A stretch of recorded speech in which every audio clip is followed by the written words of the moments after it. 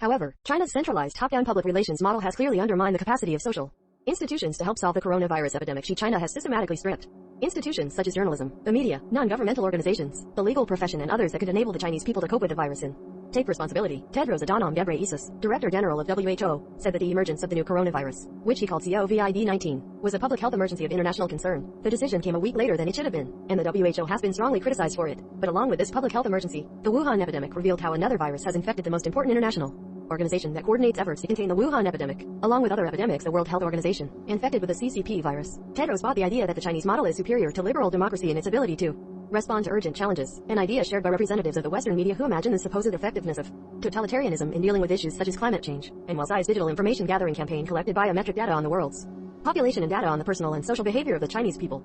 These data seem to have been of little use in containing the pandemic. He continues the speed with which China discovered the epidemic, isolated the virus, sequenced the genome and reported it to the WHO in the world is very impressive and cannot be put into words, in an obvious attempt not to humiliate Xi and not to discredit the Chinese model. Mr. Tedros has repeatedly insisted that the WHO does not recommend or even reject any restriction on travel and trade with China. The new coronavirus outbreak, which started 2 months ago in Wuhan, China, has become an international emergency. Unfortunately, Tencent, Baidu, TikTok and Weibo are controlled by the CCP and are helping the government to censor, publish and distribute orchestrated misinformation in order to maintain the dictatorship of the Chinese Communist Party. The big question is to what extent the CCP virus will spread, how much damage it will do and how free societies can contain it if the CCP strives to defend and create its version of a community with a common destiny for all mankind.